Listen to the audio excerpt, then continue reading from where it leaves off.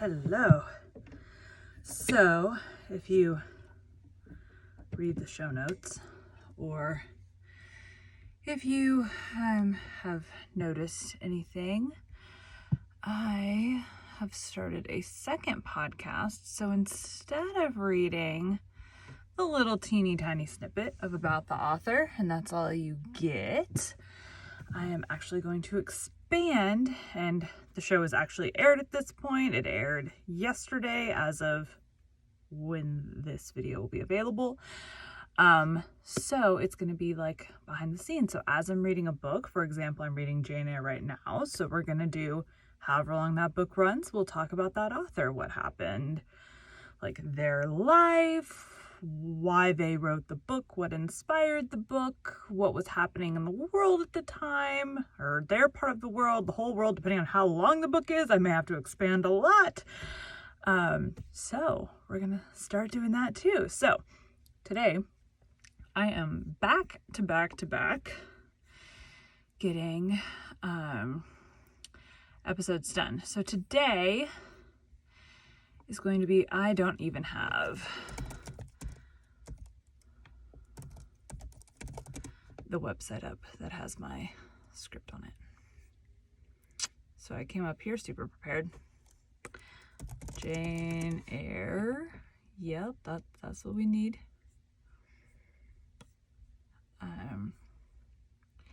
That sucker is a bookmark on here. Done. Okay. I'll have to figure out how to see the bookmark bar later. Okay, the point is we're going to do chapter XI, not X1, XI, which is 11. Okay. Move it over to its side of the screen. Bite at a Time Books intro. We are not reading a new book today. There we go. Okay. I don't even have my little button thingy. Let me go get my button thingy.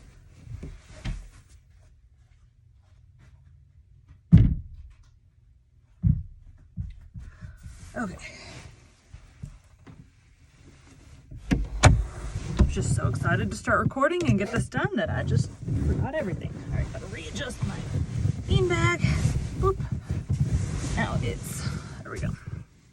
Nope, I am way lower than I was before I left. Okay. This beanbag is me. Okay. Beanbag. Okay, there we go. I'm trying to make sure that I sit up straight because I keep having neck problems from bending weird. So in theory, my computer is right at my eye level, which only works if the beanbag is high. Okay. Move the mic down a little bit. Tighten it up because it is wiggly. Okay. Let's do this. Welcome to Bite at a Time Books, where we read you your favorite classics one bite at a time. My name is Bree Carlisle, and I love to read and wanted to share my passion with listeners like you. All that moving chair. If you enjoy our show, be sure to follow us so you get all the new episodes. If you want to see exclusive behind the scenes of our show, join our Patreon. We would also love for you to drop us a rating on your favorite podcast platform and share our show with your friends. You can catch us on all the social medias at Bite at a Time Books. We are now part of the Bite at a Time Books. Nope.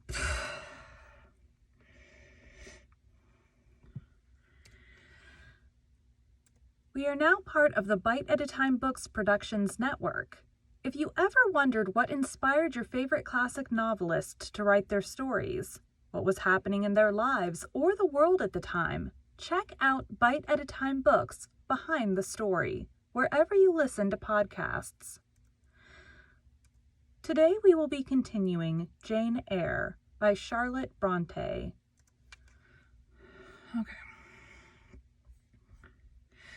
had to like edit all my chapters that I had already done and insert the new intro. I couldn't re-record all the videos because that's a little excessive, but 11 chapter, I did get at least the podcast part updated. You're behind the scenes anyways. It is what it is. Chapter 11. A new chapter in a novel is something like a new scene in a play. And when I draw up the curtain this time, reader, you must fancy you see a room at... No. Chapter 11. A new oh my gosh. Chapter 11. A new chapter in a novel is something like a new scene in a play. And when I draw up the curtain this time, reader, you must fancy you see a room in the George Inn at Millcote, with such large figured papering on the walls as inn rooms have.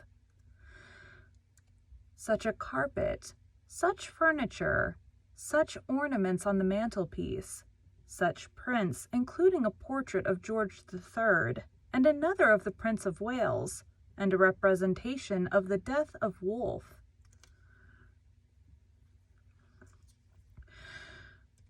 All this is visible to you by the light of an oil lamp hanging from the ceiling, and by that of an excellent fire, near which I sit in my cloak and bonnet. My muff and umbrella lie on the table, and I am warming away the numbness and chill contracted by 16 hours' exposure to the rawness of an October day. I left Loughton at 4:00 a.m., and the Millcote town clock is now just striking 8. Oh yeah, she was leaving for the new place, I forgot. Reader, though I look comfortably accommodated, I am not very tranquil in my mind. I thought when the coach stopped here there would be someone to meet me. I looked anxiously round as I descended the wooden steps, the boots placed for my convenience, expecting to hear my name pronounced, and to see some description of carriage waiting.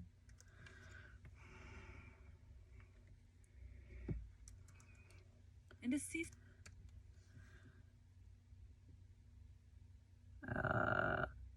to see some description of carriage waiting to convey me to Thornfield. Nothing of the sort was visible, and when I asked a waiter if anyone had been to inquire after a Miss Eyre, I was answered in the negative, so I had no resource but to request to be shown into a private room, and here I am waiting, while all sorts of doubts and fears are troubling my thoughts. I have a hair. It is a very strange sensation to inexperienced youth to feel itself quite alone in the world, cut adrift from every connection, uncertain whether the port to which it is bound can be reached, and prevented by many impediments from returning to that it has quitted. Push this back a tiny bit. Okay. Quitted. The charm of adventure sweetens that sensation. The glow of pride warms it, but then the throb of fear disturbs it, and fear with me became predominant when half an hour elapsed and still I was alone. I bethought myself to ring the bell. "Is there a place in this neighborhood called Thornfield?" I asked of the waiter who answered the summons.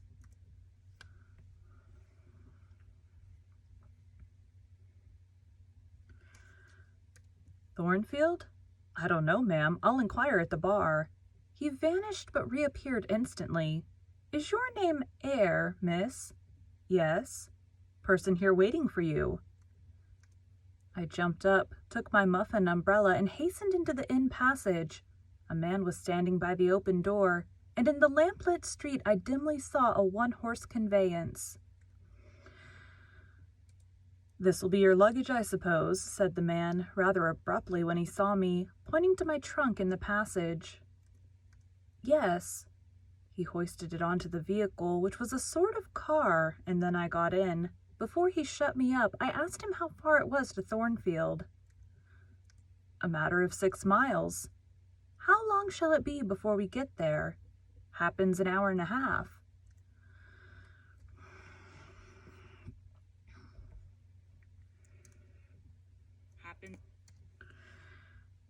Happen an hour and a half. He fastened the car door, climbed to his own seat outside, and we set off. Our progress was leisurely and gave me ample time to reflect. I was content to be at length so near the end of my journey, and as I leaned back in the comfortable, though not elegant conveyance, I meditated much at my ease. I suppose, thought I, judging from the plainness of the servant and carriage, Mrs. Fairfax is not a very dashing person. So much the better. I never lived amongst fine people but once, and I was very miserable with them. I wonder if she lives alone except this little girl. If so, and if she is in any degree amiable, I shall surely be able to get on with her. I will do my best. It is a pity that doing one's best does not always answer. At Lowood, indeed, I took that resolution, kept it, and succeeded in pleasing. But with Mrs. Reed, I remember my best was always spurned with scorn. I pray God Mrs. Fairfax may not turn out a second Mrs. Reed, but if she does, I am not bound to stay with her. Let the worst come to the worst. I can advertise again. How far are we on our road now, I wonder?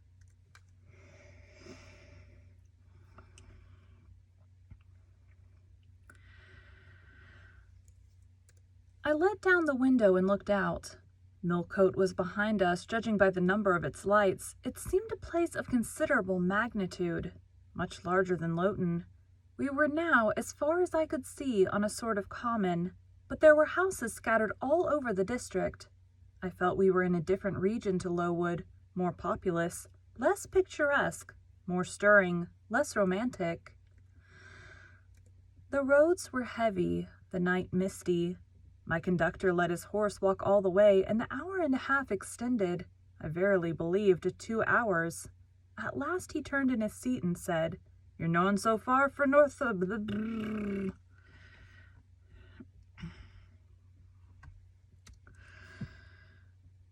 You're known so far for Thornfield. It's weird language. You're knowin' so far for Thornfield now. Again I looked out. We were passing a church. I saw its low, broad tower against the sky, and its bell was tolling a quarter. I saw a narrow galaxy of lights, too, on a hillside, marking a village or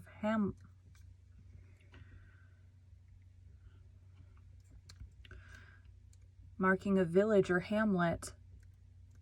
About 10 minutes after, the driver got down and opened a pair of gates. We passed through, and they clashed to behind us.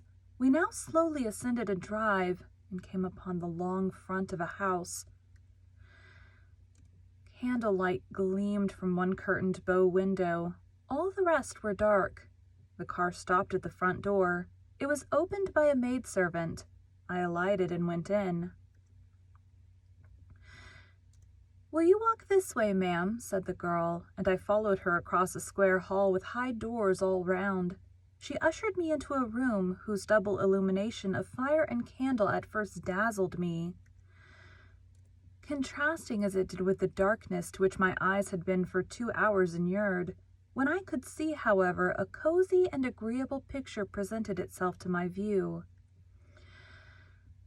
A snug, small room, a round table by a cheerful fire, an armchair high-backed and old-fashioned, wherein sat the neatest imaginable little elderly lady in widow's cap, black silk gown, and snowy muslin apron. Exactly like what I had fancied Mrs. Fairfax, only less stately and milder looking. She was occupied in knitting. A large cat sat demurely at her feet. Nothing, in short, was wanting to complete the beau ideal of domestic comfort. A more reassuring introduction for a new governess could scarcely be conceived. There was no grandeur to overwhelm, no stateliness to embarrass, and then, as I entered, The old lady got up and promptly and kindly came forward to meet me. "How do you do, my dear? I am afraid you have had a tedious ride. John drives so slowly. You must be cold. Come to the fire."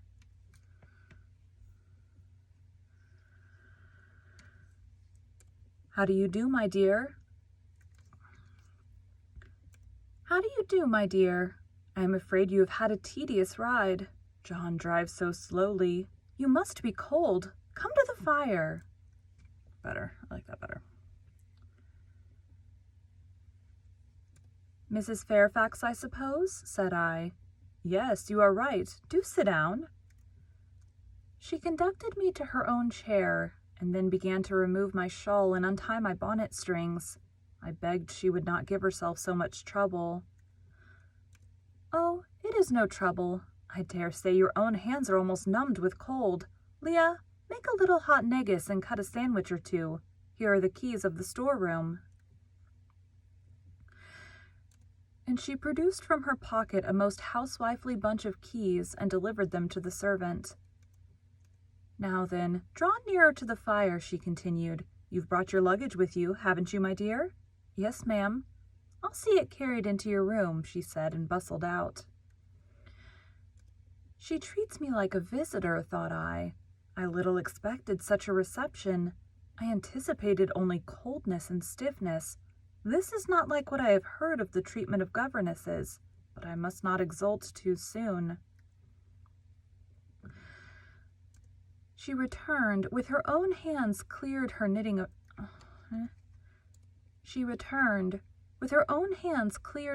apparatus and a book or two from the table to make room for the tray which Leah now brought, and then herself handed me the refreshments.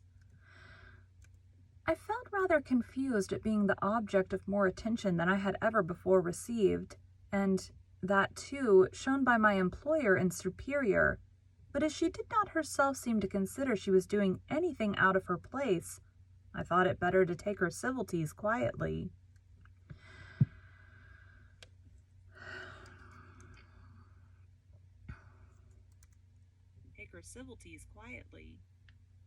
Why does it sound weird?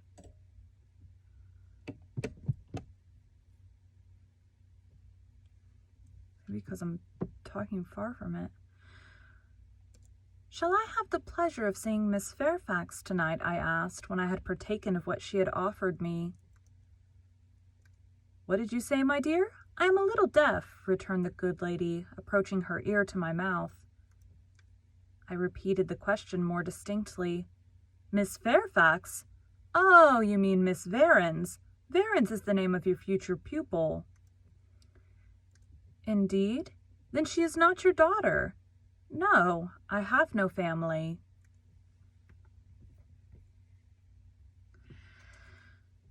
I should have followed up my first inquiry by asking in what way Miss Varens was connected with her, but I recollected it was not polite to ask too many questions. Besides, I was sure to hear in time. "I am so glad," she continued, as she sat down opposite to me and took the cat on her knee. "I am so glad you are come. It will be quite pleasant living here now with a companion.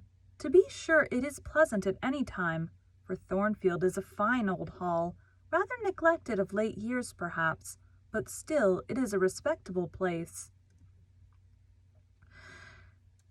Yet you know in winter time one feels dreary quite alone in the best quarters. I say alone. Leah is a nice girl to be sure, and John and his wife are very decent people. But then you see, they are only servants, and one can't converse with them on terms of equality. One must keep them at due distance for fear of losing one's authority. I'm sure last winter, it was a very severe one, if you recollect, and when it did not snow, it rained and blew. Not a creature but the butcher and postman came to the house from November till February. My contact is being weird. Okay. And I really got quite melancholy with sitting night after night alone. I had Leah in to read to me sometimes, but I don't think the poor girl liked the task much. She felt it confining. In spring and summer one got on better, Sunshine and long days make such a difference. And then, just as the commencement of this autumn, little Adelia Varens came, and her nurse. A child makes a house alive all at once. And now you are here, I shall be quite gay." My heart really warmed to the worthy lady as I heard her talk, and I drew my chair a little nearer to her, and expressed my sincere wish that she might find my company as agreeable as she anticipated. I just realized my light is super bright.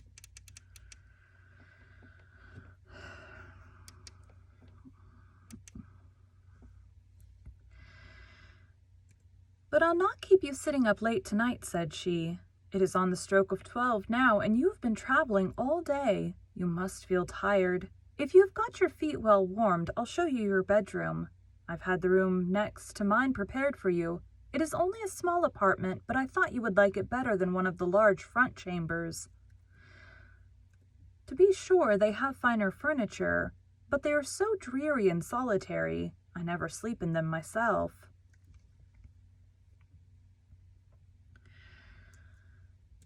I thanked her for her considerate choice, and as I really felt fatigued with my long journey, expressed my readiness to retire. She took her candle, and I followed her from the room. First, she went to see if the hall door was fastened. Having taken the key from the lock, she led the way upstairs. The steps and banisters were of oak. The staircase window was high and latticed. Both it and the long gallery into which the bedroom doors opened looked as if they belonged to a church rather than a house. A very chill and vault-like air pervaded the stairs and gallery, suggesting cheerless ideas of space and solitude, and I was glad when finally ushered into my chamber to find it of small dimensions and furnished in ordinary modern style. When Mrs. Fairfax had bidden me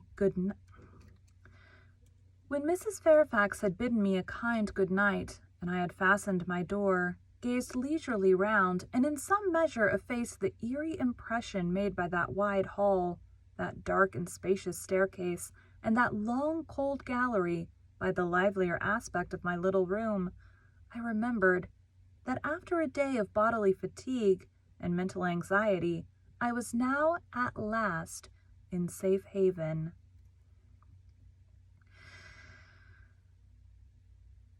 The impulse of gratitude swelled my heart, and I knelt down at the bedside and offered up thanks where thanks were due, not forgetting, ere I rose, to implore aid on my further path, and the power of meriting the kindness which seemed so frankly offered me before it was earned.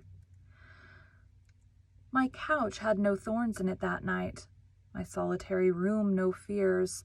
At once weary and content, I slept soon and soundly. When I awoke, it was broad day. The chamber looked such a bright little place to me as the sun shone in between the gay blue chintz window curtains, showing papered walls and a carpeted floor, so unlike the bare planks and stained plaster of Lowood that my spirits rose at the view. Externals have a great effect on the young. I thought that a fairer era of life was beginning for me, one that was to have its flowers and pleasures, as well as its thorns and toils. My faculties, roused by the change of scene, the new field offered to hope, seemed all astir. I cannot precisely define what they expected, but it was something pleasant, not perhaps that day or that month, but at an indefinite future period.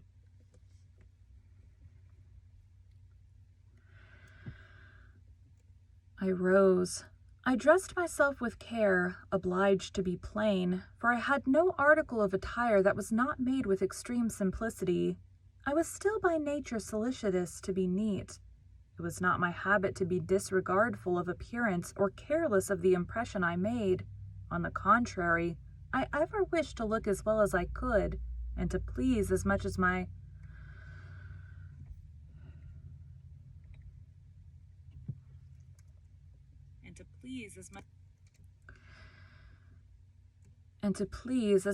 want of beauty would permit. I sometimes regretted that I was not handsomer. I sometimes wished to have rosy cheeks, a straight nose, and small cherry mouth. I desired to be tall, stately, and finely developed in figure. I felt it a misfortune that I was so little, so pale, and had features so irregular and so marked. And why had I these aspirations and these regrets? It would be difficult to say. I could not then distinctly say it to myself, yet I had a reason, and a logical, natural reason, too. However, when I had brushed my hair very smooth and put on my black frock, which, Quaker-like as it was, at least had the merit of fitting to a nicety, and adjusted my clean white tucker, I thought I should do respectably enough to appear before Mrs. Fairfax, and that my new pupil would not at least recoil from me with antipathy.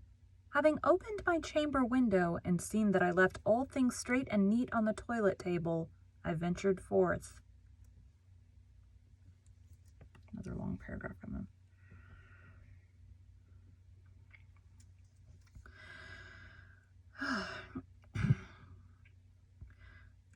Traversing the long and matted gallery, I descended the slippery steps of oak.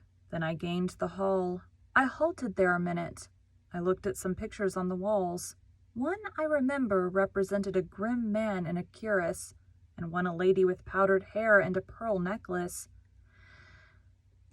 At a bronze lamp pendant from the ceiling, at a great clock whose case was of oak curiously carved, and ebon black with time and rubbing.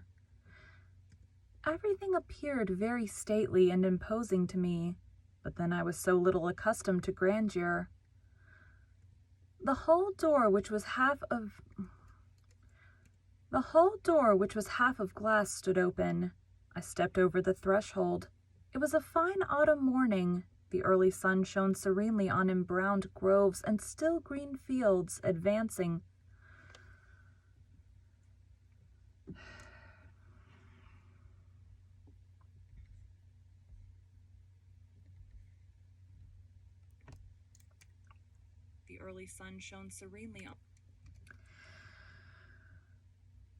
The early sun shone serenely on embrowned groves and still green fields. Advancing onto the lawn, I looked up and surveyed the front of the mansion. It was 3 stories high, of proportions not vast, though considerable, a gentleman's manor house, not a nobleman's seat. Battlements round the top gave it a picturesque look. Its grey front stood out well from the background of a rookery, whose cawing tenants were now on the wing. They flew over the lawn and grounds to alight in a great meadow, from which these were separated by a sunk fence, and where an array of mighty old thorn trees, strong, knotty, and broad as oaks, at once explained the etymology of the mansion's designation. Farther off were hills, not so lofty as those round Lowood, nor so craggy, nor so like barriers of separation from the living world, but yet quiet and lonely hills enough, and seeming to embrace Thornfield with a seclusion I had not expected to find existent so near.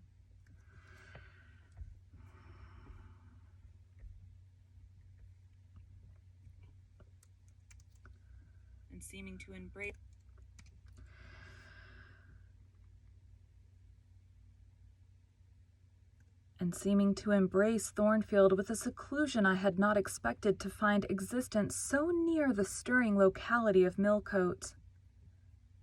A little hamlet whose roofs were blent with trees straggled up the side of one of these hills. The church of the district stood nearer Thornfield. Its old tower top looked over a knoll between the house and gates.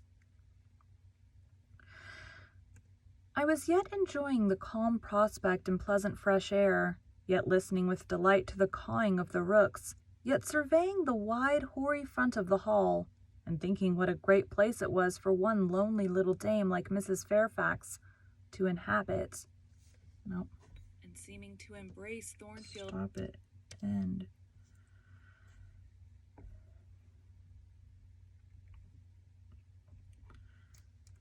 And thinking what a great place. and thinking what a great place it was for one lonely little dame like Mrs. Fairfax to inhabit, when that lady appeared at the door. "What? Out already?" said she. "I see you are an early riser." I went up to her and was received with an affable kiss and shake of the hand. "How do you like Thornfield?" she asked. I told her I liked it very much.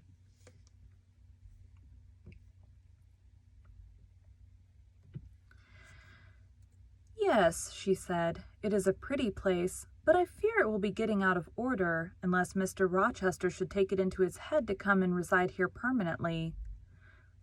Or, at least, visit it rather oftener. Great houses and fine grounds require the presence of the proprietor." "Mr. Rochester!" I exclaimed. "Who is he?" "The owner of Thornfield," she responded.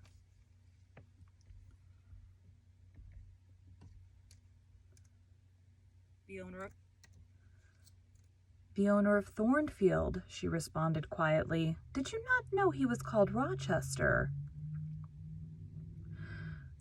Of course I did not. I had never heard of him before, but the old lady seemed to regard his existence as a universally understood fact, with which everybody must be acquainted by instinct. "I thought," I continued, "Thornfield belonged to you." "To me? Bless you, child, what an idea! To me! I am only the housekeeper, the manager." "To be sure, I am distantly related to the Rochesters by the mother's side, or at least my husband was. He was a clergyman, incumbent of Hay. That little village yonder on the hill, and that church near the gates was his. The present Mr. Rochester's mother was a Fairfax, and second cousin to my husband, but I never presume on the connection. In fact, it is nothing to me. I consider myself quite in the light of an ordinary housekeeper. My employer is always civil, and I expect nothing more." "And the little girl, my pupil?" "She is Mr. Rochester's ward. He commissioned me to find a governess for her. He intended to have her brought up in shire, I believe. Here she comes, with her bonne, as she calls her nurse." The enigma then was explained. This affable and kind little widow was no great dame, but a dependent like myself. I did not like her the worse for that. On the contrary, I felt better pleased than ever. The equality between her and me was real, not the mere result of condescension on her part. So much the better. My position was all the freer. As I was meditating on this discovery, a little girl, followed by her attendant, came running up the lawn. I looked at my pupil, who did not at first appear to notice me. She was a quiet child, perhaps 7 or 8 years old, slightly built, with a pale, small-featured face, and a redundancy of hair falling in curls to her waist.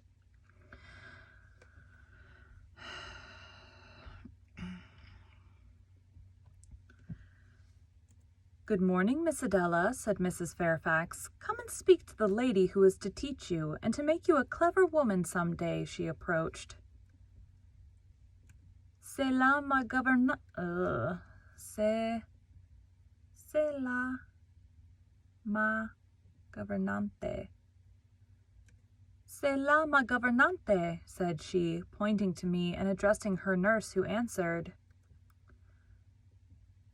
"Mais oui, certainement."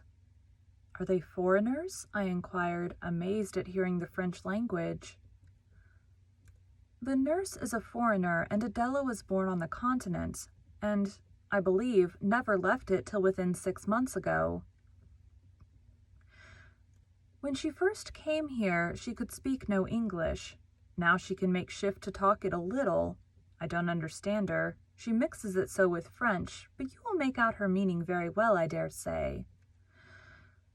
Fortunately, I had had the advantage of being taught French by a French lady, and as I had always made a point of conversing with Madame Perrot as often as I could, and had besides, during the last 7 years, learnt a portion of French by heart daily, Applying myself to take pains with my accent and imitating as closely as possible the pronunciation of my teacher, I had acquired a certain degree of readiness and correctness in the language, and was not likely to be much at a loss with Mademoiselle Adela.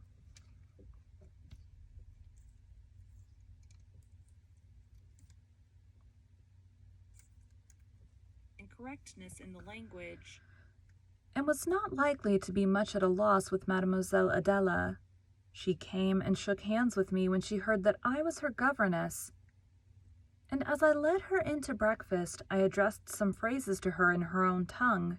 She replied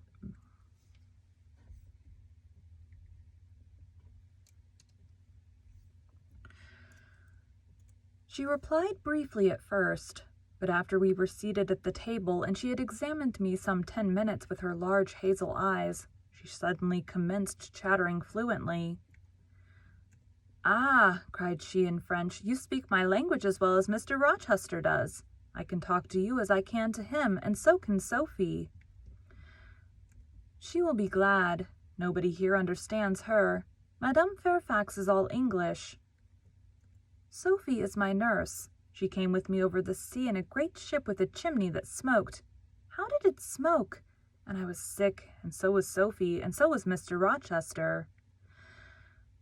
Mr. Rochester lay down on a sofa in a pretty room called the salon, and Sophie and I had little beds in another place.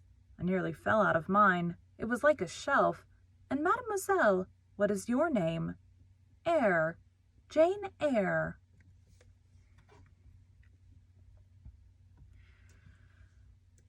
Eyre? Bah, I cannot say it. Well, our ship stopped in the morning, before it was quite daylight, at a great city, a huge city, with very dark houses and all smoky, not at all like the pretty clean town I came from. And Mr. Rochester carried me in his arms over a plank to the land, and Sophie came after, and we all got into a coach which took us to a beautiful large house, larger than this and finer, called a hotel. We stayed there nearly a week. I and Sophie used to walk every day in a great green place full of trees called the park, and there were many children there besides me, and a pond with beautiful birds in it that I fed with crumbs. Can you understand her when she runs on so fast?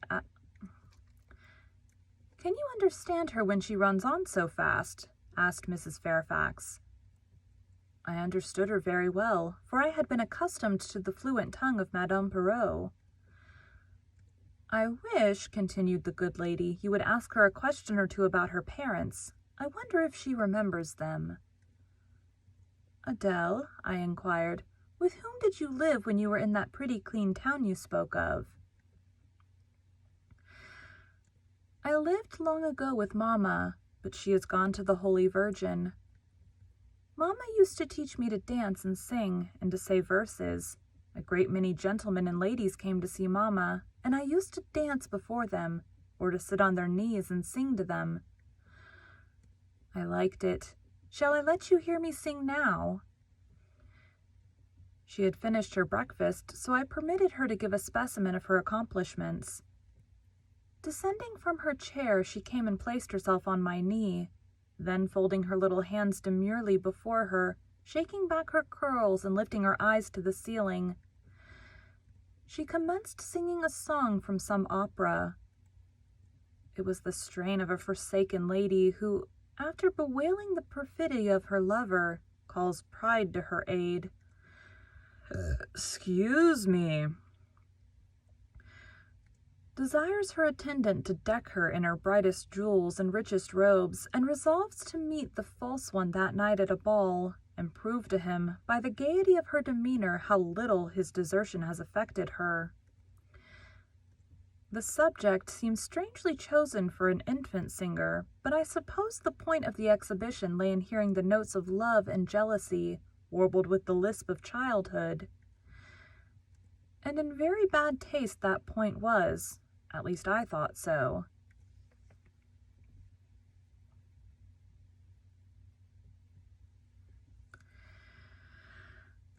Adele sang the canzonet tunefully enough, and with the naivety of her age.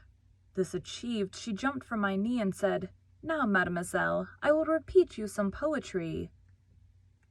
Assuming an attitude, she began La Ligue des Rats, Fable de La Fontaine. She then declaimed the little piece with an attention to punctuation and emphasis. A flexibility of voice and an appropriateness of gesture, very unusual indeed at her age, and which proved she had been carefully trained. "Was it your mamma who taught you that piece?" I asked. Yes, and she just used to say it this way. Que vont donc? Lui dit un de ses rats parler. She made me lift my hand, so to remind me to raise my voice at the question. "Now, shall I dance for you?" I know all my stuff has more Spanish accent than French. Whatever. "No, that will do. But after your mamma went to the Holy Virgin, as you say, with whom did you live then?" "With Madame Frederick and her husband. She took care of me, but she is nothing related to me. I think she is poor, for she had not so fine a house as mamma." I was not long there. Mr. Rochester asked me if I would like to go and live with him in England, and I said yes, for I knew Mr. Rochester before I knew Madame Frederick, and he was always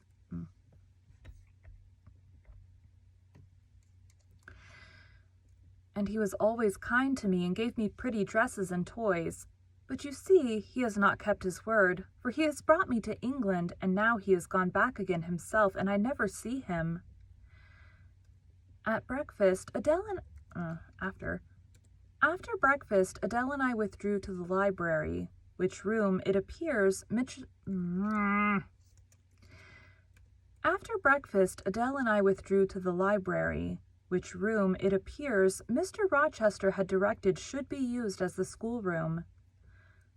Most of the books were locked up behind glass doors, but there was one bookcase left open containing everything that could be needed in the way of elementary works, and several volumes of light literature, poetry, biography, travels, a few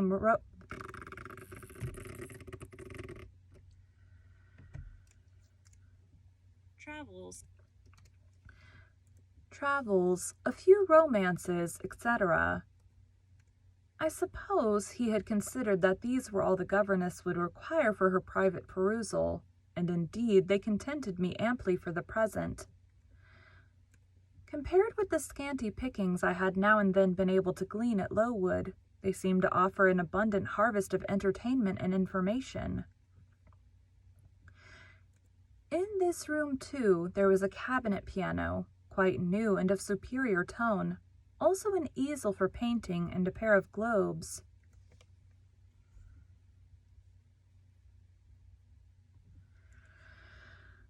I found my pupil sufficiently docile, though disinclined to apply. She had not been used to regular occupation of any kind. I felt it would be injudicious to confine her too much at first, so when I had talked to her a great deal and got her to learn a little, and when the morning had advanced to noon, I allowed her to return to her nurse. I then proposed to occupy myself till dinner time in drawing some little sketches for her use. As I was going upstairs to fetch my portfolio and pencils, Mrs. Fairfax called to me. "Your morning school hours are over now, I suppose," said she.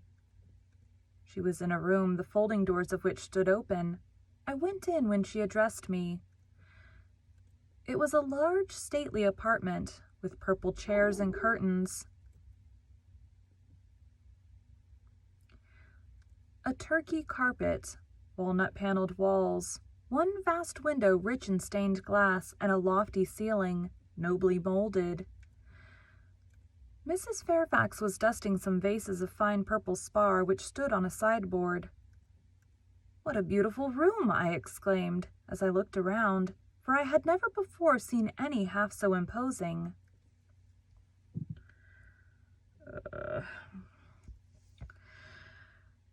Yes, this is the dining room. I have just opened the window to let in a little air and sunshine. for everything gets so damp in apartments that are seldom inhabited.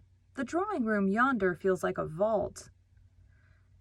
She pointed to a wide arch corresponding to the window and hung like it. She pointed to a wide arch corresponding to the window and hung like it with a Tyrian-dyed curtain, now looped up. Mounting to it by 2 broad steps and looking through, I thought I caught a glimpse of a fairy place. So bright to my novice eyes appeared the view beyond. Yet it was merely a very pretty drawing room, and within it a boudoir, both spread with white carpets on which seemed laid brilliant garlands of flowers, both sealed with snowy moldings of white grapes and vine leaves, beneath which glowed in rich contrast crimson couches and ottomans, while the ornaments on the pale Parian mantelpiece were of sparkling Bohemian glass, ruby red, and between the windows large mirrors repeated the general blending of snow and fire. Oh my god. It's so annoying when I run out of air at the end. Ruby red. Ruby red, and between the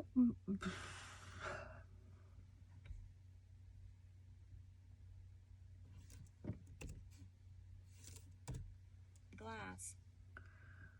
Ruby red, and between the windows large mirrors repeated the general blending of snow and fire. All right, let's listen to that together, make sure that blended okay. Bohemian glass. Ruby red, and between the windows large mirrors repeated the general blending of snow and fire.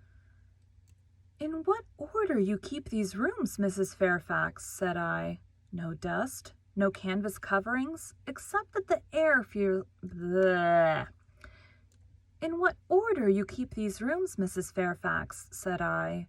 "No dust, no canvas coverings, except that the air feels chilly. One would think they were inhabited daily."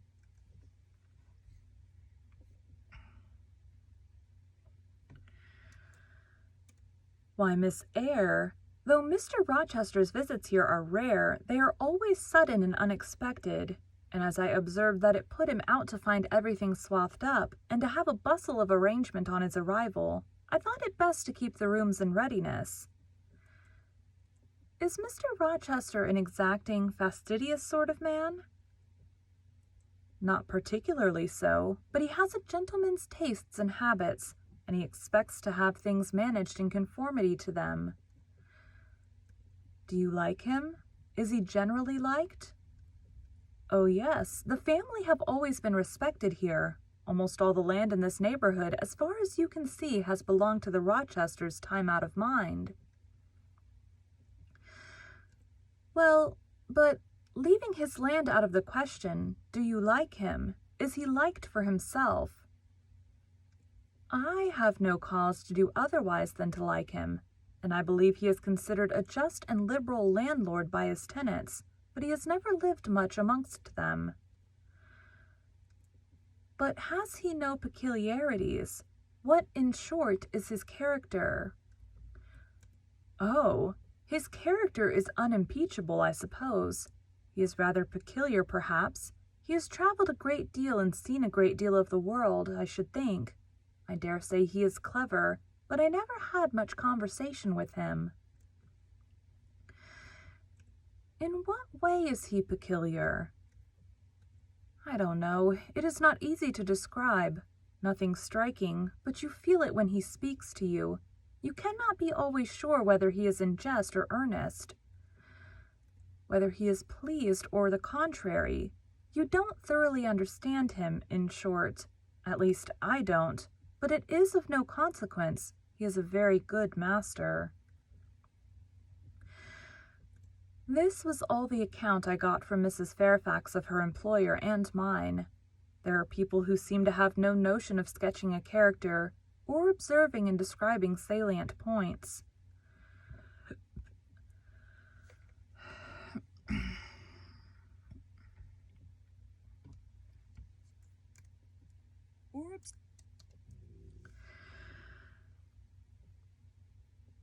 Or observing and describing salient points, either in persons or things. The good lady evidently belonged to this class.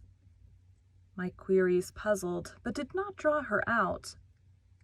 Mr. Rochester was Mr. Rochester in her eyes, a gentleman, a landed proprietor, nothing more.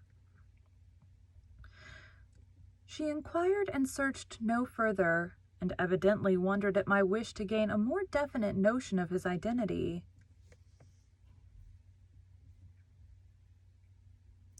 How long is this chapter?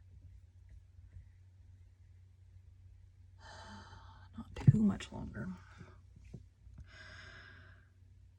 When we left the dining room, she proposed to show me over the rest of the house, and I followed her upstairs and downstairs, admiring as I went, for all was well arranged and handsome. The large front chambers I thought especially grand, and some of the third-story rooms, though dark and low, were interesting from their air of antiquity.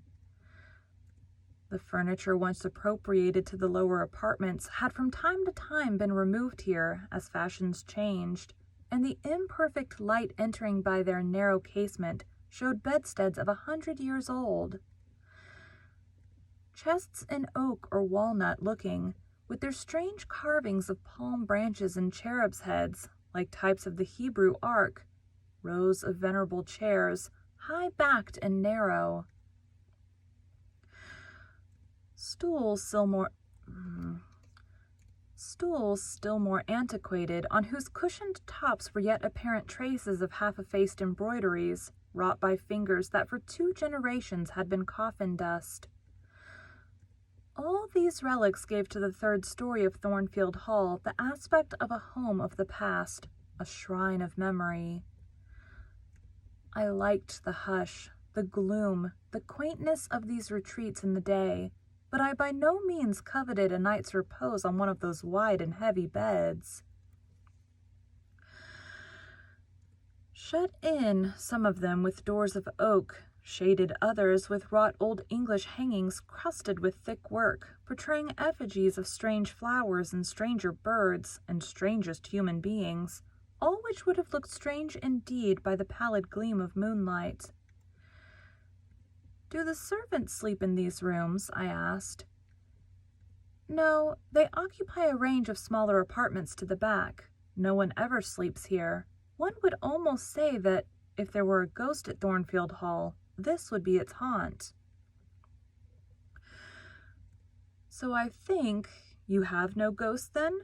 "Not that I ever heard of," returned Mrs. Fairfax, smiling.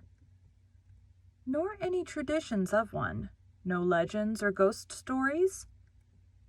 "I believe not, and yet it is said the Rochesters have been rather a violent than a quiet race in their time.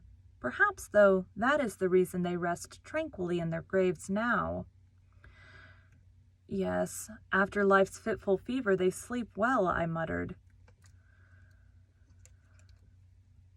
"Yes, after life's fitful fever they sleep well," I muttered. "Where are you going now, Mrs. Fairfax?" For she was moving away.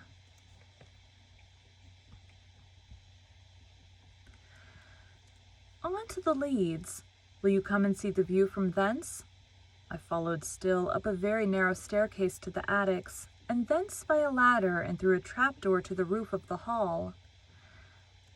I was now on a level with the crow colony, and could see into their nests. Leaning over the battlements and looking far down, I surveyed the grounds laid out like a map, the bright and velvet lawn closely girdling the gray base of the mansion, the field, wide as a park, dotted with its ancient timber, the wood, dun and sere, divided by a path visibly overgrown, greener with moss than the trees were with foliage. The church at the gates, the road, the tranquil hills, all reposing in the autumn's days. And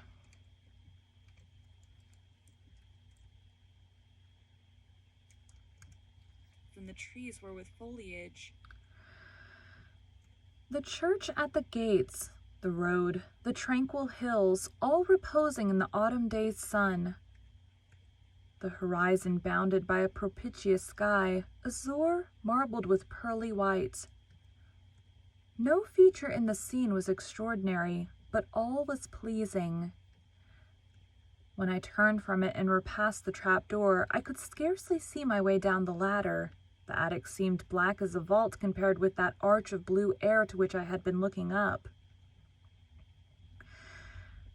And to that sunlit scene of grove, pasture, and green hill of which the hall was the center, and over which I had been gazing with delight. Mrs. Fairfax stayed behind a moment to fasten the trap door. I, by dint of groping, found the outlet from the attic and proceeded to descend the narrow garret staircase. I lingered in the long passage to which this led, separating the front and back rooms of the third story.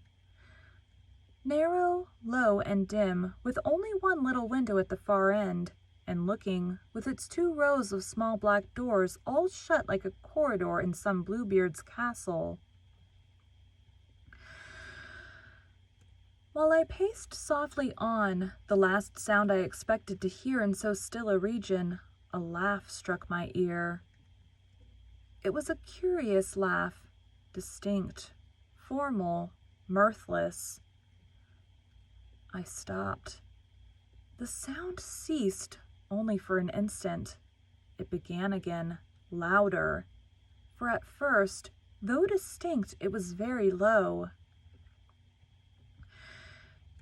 It passed off in a clamorous peal that seemed to wake an echo in every lonely chamber, though it originated but in one, and I could have pointed out the door whence the accents issued. "Mrs. Fairfax," I called out, for I now heard her descending the great stairs. "Did you hear that loud laugh? Who is it?"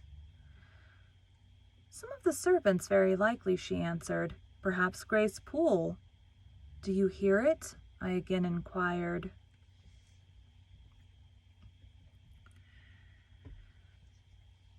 "Yes, plainly. I often hear her. She sews in one of these rooms. Sometimes Leah is with her. They are frequently noisy together." The laugh was repeated in its low syllabic tone and terminated in an odd murmur. "Grace!" exclaimed Mrs. Fairfax. I really did not expect any Grace to answer, for the laugh was as tragic, as preternatural a laugh as any I ever heard. But that it was high noon, and that no circumstance of ghostliness accompanied the curious cachinnation, but that neither scene nor season favored fear, I should have been superstitiously afraid. However, the event showed me I was a fool for entertaining a sense of even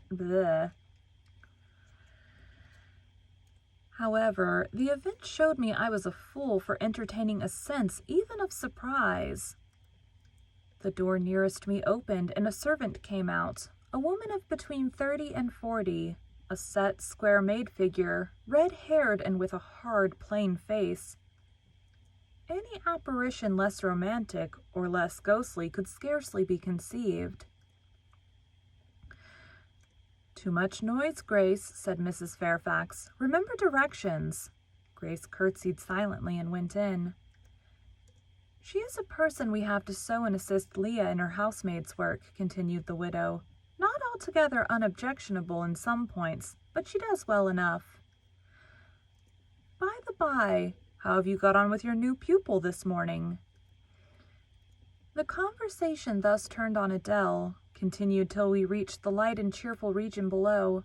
Adele came running to meet us in the hall, exclaiming, "Mesdames, oui à ta service," adding, "Ya bien fait moi." We found dinner ready and waiting for us in Mrs. Fairfax's room. I have no idea if I said any of that right. I don't speak French, so I know some-ish. Thank you for joining Bite at a Time Books today, while we read a bite of one of your favorite classics. If you enjoy our show, be sure to follow us so you get all the new episodes. If you want to see exclusive behind the scenes of our show, join our Patreon. We would also love for you to drop us a rating on your favorite podcast platform and share our show with your friends. You can catch us on all the social medias at Bite at a Time Books. Also, be sure to check us on our website, www.biteatatimebooks.com.